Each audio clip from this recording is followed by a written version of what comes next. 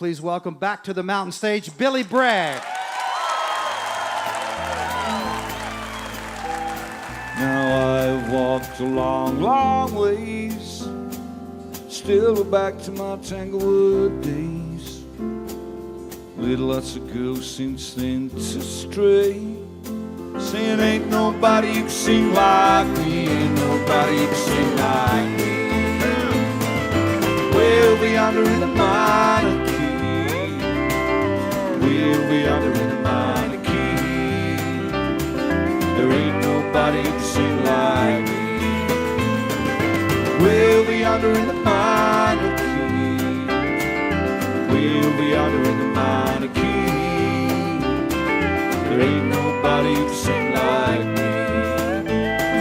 There ain't nobody who can sing like me.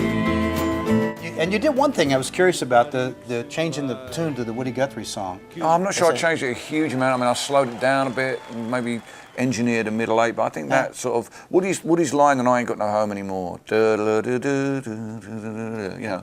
just a little bit too jolly, I thought. You know, Well, it's a powerful song, a moody song. It sounds more minor key. I didn't compare them, you know. I just tried to make it a little bit more soulful. Yeah. I tried to imagine Solomon works Burke great. singing it. If Solomon Burke was going to sing it, there you how go. would he sing it? I mean, you know, Woody and tunes. It's funny, you know, the Mermaid Avenue project where we came in and engineered new tunes for his lyrics. He wasn't much of a tunesmith at all. In fact, he borrowed tunes himself. Well, you know, he came from a time when people wanted to write a blues song, there was a form, and you just wrote to that form. And Woody kind of was similar. Carter Family kind of had a form. I mean, it was more variable than the blues, but they had a form too, and Woody wrote to that form. You know, it was more about what he was saying and what he was putting across than the tune. Yeah. So consequently, you know, moving around a little the tune of I Ain't Got No Home, I think it just underscores the message he was putting across. I'm minding your minds and I gathered in your corn.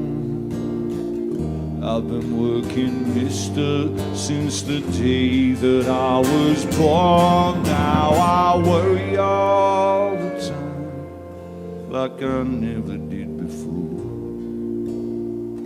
And I ain't got no home in this world anymore.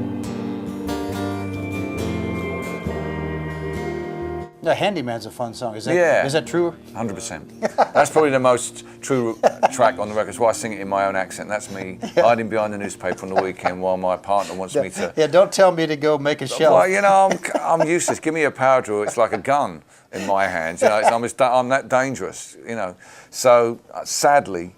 I inherited none of my father's practicality. My dad could make anything out of wood or anything out of metal or fix a car or, you know. He was a tradesman, right? He was, you know, he'd been in the army during the war. He was a tank driver, so he understood it, you know, how to coax an engine to do something. You know, neighbours would come and if they had something wrong with their car, he would have a look at it. If he could fix it, he would. If not, he'd explain to them how, you know, what it needed doing so they could go to the garage with a bit of foreknowledge. People come and borrow. Now, my brother's a bricklayer, and he's got all that skill. You know, he's actually done what my dad did, which has begun an extension to the house that never ends. My brother has a never-ending extension, and Dad, we had one of those when I was a kid. You know, that took like 3 years when it should have been 18 months. But that's what people did in those days. They didn't just go buy stuff. You know, they could make it. Well, that's what I mean. That the plumber's pipes are never quite right. Exactly. You know, there's always I could have done that better. You know, whereas me. My get out is my partner's brother, who's pretty good. My brother-in-law, you know, I call him up. He comes over, you know. I bring him back a couple of nice CDs from America, and maybe a nice winter jacket. Don't be expecting me to put up shelves or build a garden shed, but I can write a song that tells the world how much I love you instead. Now I'm not any good at pottery, so let's lose a T and just shift back the E, and I'll find a way to make my poetry build a roof over our heads. See what I did there? It's genius, isn't it? Yeah. What's the reaction like over here compared to England when you perform? Well, it is different over here. You know, I'm not sort of that immediate go-to guy. But I think the Mermaid Avenue album changed people's perceptions of me. It brought in a lot of younger fans via Wilco and older fans as well through Woody and and playing at Pete Seeger's 90th birthday, being up there with that crowd. I mean, I like being in the folk audience because in the folk festival audience, that you're kind of allowed to grow old. Exactly. If you know what I mean, Well, sure. I mean, that's and, blues. and they respect you for that. Blues, country, bluegrass. Whereas any kind of pop, it's rough. Once you get over a certain age, it can be a parody. If in 15 years I look like Burl Ives, they'll still have me at the Vancouver Folk Festival. Sure. Yeah, absolutely. Whereas I don't think Morrissey is going to get that leeway. No, of course He's not. going to have to stay. Him and Nick Cave are going to have to stay kind of like dark-haired and snake-hipped. Whereas I'm Yep. I'm kind of a bit relaxed about all that stuff. Yeah.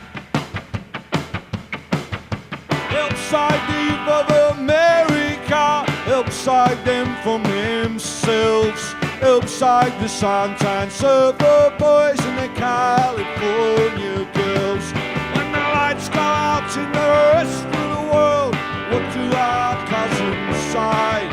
They're playing in the sun and having fun, too bad he takes the gun away. My big message at the shows now is that our enemy is cynicism. We have to fight our own cynicism, not the cynicism of Fox News, I understand, right. but our own cynicism, Sure. our own sense that nothing ever changes. And if we can fight that, and the only real way to fight that, I believe, is to engage, is to activism. Keep going. Is the antidote to cynicism, and that's a message I find with my audience, particularly those who've been engaged as long as we have, that they're responding to that. I'm not.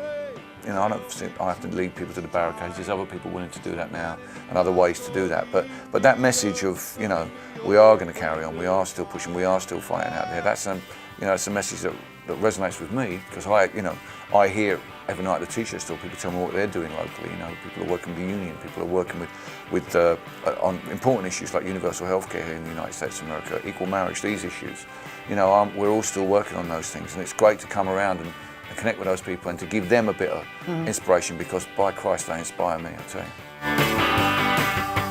Upside deep of America, upside deep of the world, upside the boys in uniform, their mothers and their faithful girls.